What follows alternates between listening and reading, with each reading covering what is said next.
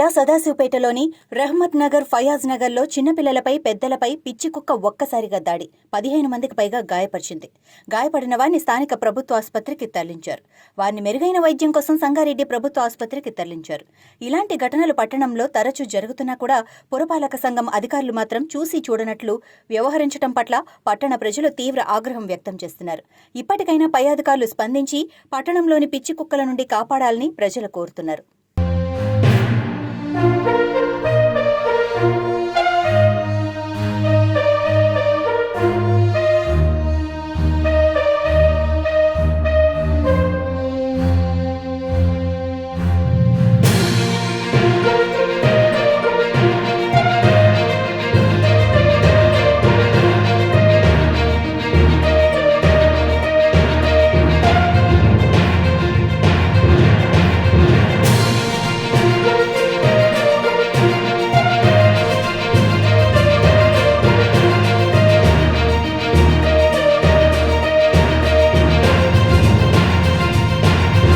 मैं सैयद रियाजुद्दीन सदाशिवपेट फैयाज नगर से।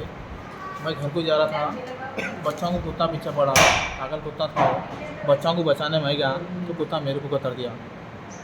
कुत्ता छोड़ा और काफ़ी लोगों को कुत्ता कतरा हो, कम से कम 4-5 बच्चों को कुत्ता कतर दिया हो। उन लोगों को बचाने में गया तो मेरे को भी कुत्ता कतर दिया हो।